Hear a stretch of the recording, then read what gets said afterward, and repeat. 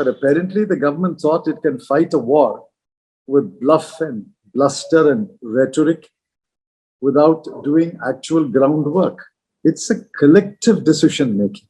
From May 2018, this has become a one-person government. If you won the war in 2020, why is there another war in 2021? Every ruling government must be held accountable once in 5 years.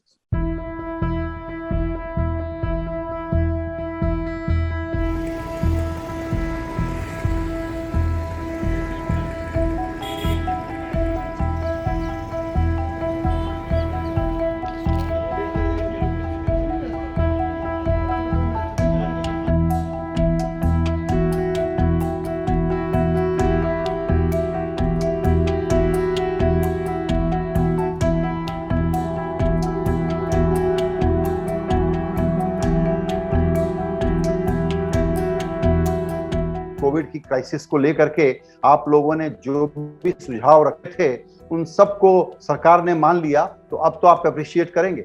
No, we are not entirely happy with the modifications announced in the new policy. There are still many crucial aspects on which the policy is discriminatory and inequitable. What upsets me most is there seems to be nobody in the government who understands simple arithmetic. The arithmetic that was taught to us in class 5 and class 8, apparently everybody in government has forgotten that arithmetic. Let's start with the goal of vaccinating 30 crore people by August 31st. If you started the vaccination on January 16, between January 16th and August 31st, you have about 7.5 months, including Sundays and holidays. So if you count every day between January 16th and August 31st, you will get about 225 days or so. In 225 days, if you want to inoculate 30 crore people, what does it mean? You do the division. That number is a humongous number, 13 lakh vaccinations a day without a break, which means the supply side must also have 13 lakhs of doses every day without a break. So where did they plan for this? The Serum Institute and the Bharat Biotech have limited capacity and they have to ramp up the production. Then there is the issue of procurement, distribution, and then vaccination. All this requires very careful planning and very careful coordination, as if we are fighting a war. But apparently the government thought it can fight a war with bluff and bluster and rhetoric without doing actual groundwork. You still think that the vaccine shortage and the supply bottlenecks are going to continue for how long? 3 months?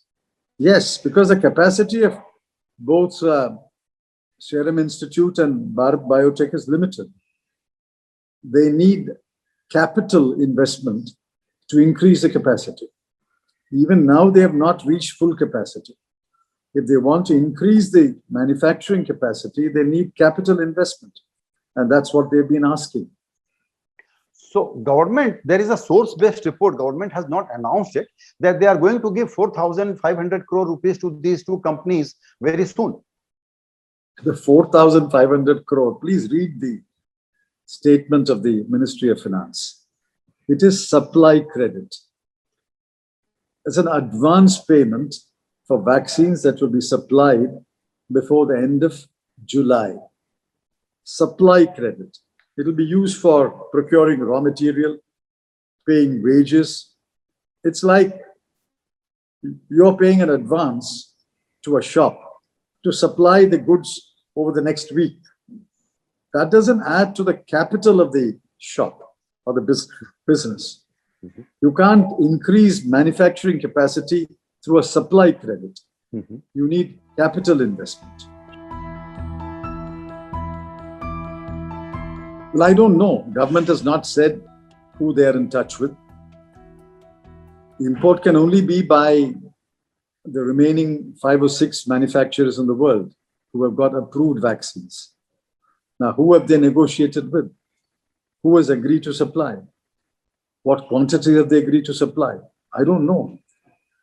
Just to say I'm opening it up for import, are there export restrictions in that country? I don't know. Suppose the exporting country has placed restrictions on the manufacturer in that country, how will they export? So instead of Government of India, vaccine manufacturers are issuing a statement to US President Biden that please allow the supply chain raw material exports to India, because we don't have these raw material at which America, there are some raw materials that only America supplies. So are you saying that, okay, Government of India will one day say that we have made all the arrangements, sorry, if America is not supplying, what can we do? That is typical of this government. Why did they not ensure that the raw materials are produced within India? See, after all, there are API manufacturers in India, active pharmaceutical ingredient. There are other API manufacturers in the world. Of course, this is a matter of negotiation, but the government of India should take the lead in the negotiation. What is the bargaining capacity of Mr. Poonawalla vis-a-vis President Biden? I mean, can he pick up the phone and talk to President Biden? One is the president of the United States. One is the managing director of a manufacturing company. There is no bargaining capacity between them. So is it okay, or are you surprised that the top leaders of the country is still not calling President Biden? I'm not surprised. That's the way they function.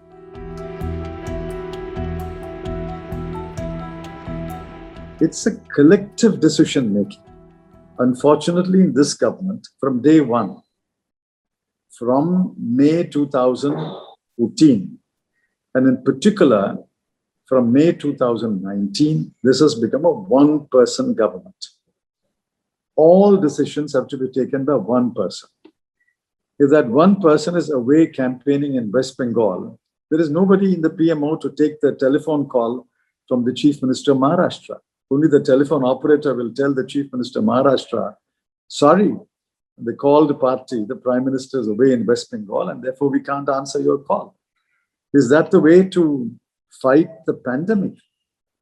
Firstly, the government must indulge in consultation and wide consultation with the states and collective decision making.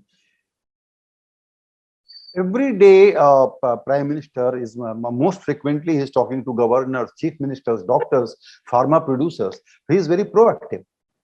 Of course he is. He appears to be proactive, but I need to see results on the ground. Why are ambulances lined up outside hospitals with patients waiting for beds?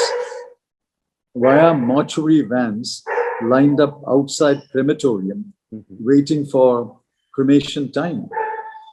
Why are no vaccine boards hanging around hospitals? Why is the Chief Minister of Delhi, Maharashtra, and practically every other state complaining that we need more beds, we need more oxygen cylinders, we need more vaccine doses?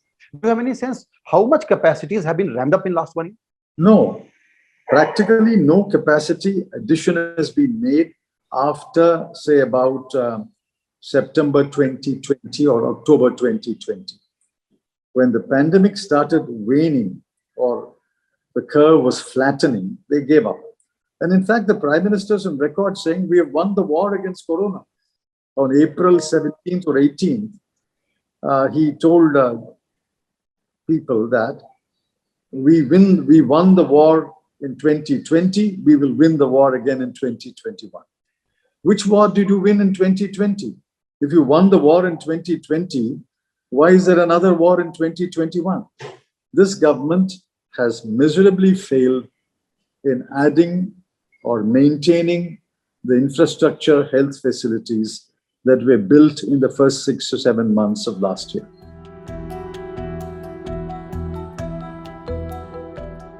Which private sector? Which private sector player has jumped at the opportunity offered yesterday and said, I will procure the vaccines and vaccinate people? I've not seen any hospital chain make that statement. The way PLI scheme was introduced, do you think government should have done two things? A, link PLI scheme for the entire health infrastructure, medical care sector, and give funding for whatever is required. Why is government not spending? The PLI scheme, or a scheme like PLI, will work when the economy is booming. A PLI scheme will not work when the economy is in a recession. There is a demand recession in this country. If there is no demand, why would anybody increase its manufacturing capacity or output? PLI scheme will indeed work if exports are booming, but exports are not booming either.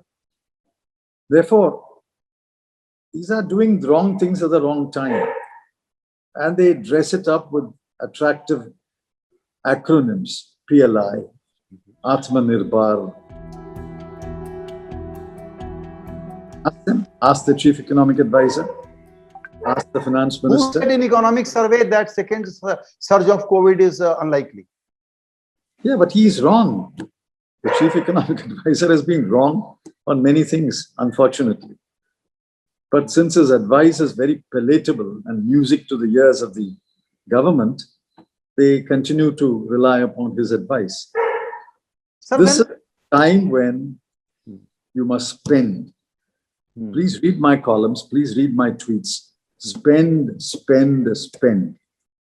This is what every distinguished economist in the world, Indian economist in the world, has said. Dr. Abhijit Banerjee, Dr. Raghuram Rajan, even Dr. Arvind Panagriya. Everybody has said spend, spend, spend. So why government is not heeding to that very logical and obvious advice? Because we are making that suggestion. Anything that comes from the opposition, anything comes from economists who have left the government, who are not associated with the government, is anathema. Even Dr. Arvind Subramanian, until 2 years ago, the chief economic advisor, says spend, spend, spend. But who listens to him today?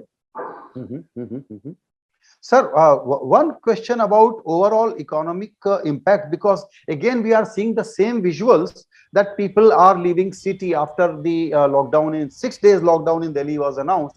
We thought there will be some arrangement made in advance, but people are now again migrating to their hometowns. Do you see this time the crisis will be of limited level, or it could be very significant? Well, I don't know. But I have always said that the recovery, if at all, will happen only in 21-22. I've said the year 2021, you will not see a recovery. If at all, the initial shoots of a recovery will be seen only towards the end of 2020. I mean, nobody took my assessment seriously. They said, no, recovery has already started. So, recovery is already started. Why is there need for a lockdown? Why is there need for the workers to migrate again? Thank God, yesterday the Delhi High Court finally said, last year you failed workers, don't commit the same mistake this year. But last year the Delhi High Court should have pulled up the government. They did not. Be that as it may, they have cautioned the government that last year you failed the migrant worker. This year, please don't fail them. Let's see what the government does. Sir, the same situation will happen. I don't know to what degree. Whether it will happen to the same degree or to a lesser degree, I can't say. But self-employed people, daily wages, migrant workers, irregular casual workers will be the most affected. Women will be more affected than men because more women will lose jobs. More irregular workers will lose jobs than regular workers. And even white-collar workers will find that they are salaries are either frozen or cut. And they will tell them, sorry, we can't afford to pay you. Either you take a salary cut or leave the job. Now, how can anyone leave a job today? If you leave your job today, where will you get another job today? You've got parents, you've got family, you've got EMI, you've got rents to pay. So everybody will stay on like they did last year. They will have to grin and bear it. What else can you do if a government is so hopelessly short-sighted? Sir, livelihood is one part, but the current scene that we are seeing, it is devastating. The immediate attention has to be to stop this infection curve. We don't know when it will peak, and the scenario at hospital is absolutely mind-numbing. How do you think the immediate, in next 1 week, 10 days, 20 days, how can this be eliminated? How to mitigate this? Nothing can be done. You see, please understand one bitter truth. The pandemic came on its own. The pandemic waned on its own. Nothing that the government did caused the pandemic to come in, nor anything that the government did caused the pandemic to wane. It is on its own trip. All that the government can do is to vaccinate people and increase their immunity. That doesn't mean if you are vaccinated, there is a 1 in a 10,000 or 100,000 chance that you may still be infected. But that's a very low chance. All that the government can do is, 1, vaccinate, 2, find a cure. Somebody will find a cure for COVID. Some scientist, some laboratory will find a cure. Until then, you can only do vaccination. Increase the immunity of people. If you fail in the vaccination, the immunity of the people is not increased. For example, Israel has administered 119 doses for every 100 people. Now, Israel is, of course, a small country, but many countries have administered vaccines to 50% of the population. We can always say, and I agree, some must be made for that fact, that we are a very large population. So we can't really compare India with Israel. But nevertheless, our vaccination program should have been on such a scale and should have been implemented at such a pace or a rate that by now we should have vaccinated 20, 25, 30% of the people. We have not. We have failed that. Unless we vaccinate about 50 to 60% of the people, I'm afraid we are at the mercy of the pandemic. It may go on its own, in which event we can say we lit diyas, we clanged the talis, and therefore the pandemic went. I mean, if you want to believe in that kind of superstition, you can believe that. All that we can do is vaccinate people and pray that the pandemic will go away. If an economy is already contracted, say, minus 10% in 2021, that is ending March 21, if it is already contracted minus 10%, what does it matter if it contracts another 6% or 7% or 8%? It is a further contraction, isn't it? What argument is all this? These are all mindless arguments. So the GDP will be lower. Now, if it is further lower by 6% or 5% or 10%, it is still lower, isn't it? Per capita income will still be lower. Wages, incomes will be still be lower. Consumption will be lower. Consumption of food will be lower. So everything will be lower, isn't it? What satisfaction are you getting by saying it won't be as bad as last year? A minus upon a minus is a minus. Does it become a plus? Right, sir.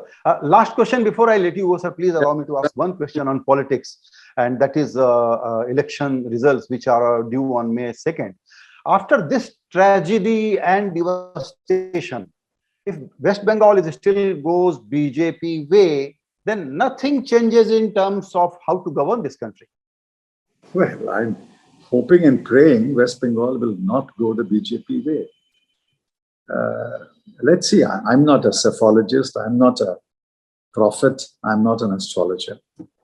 But I think people of West Bengal, like you and me, will be concerned about the turn for the worst that has happened over the last few days.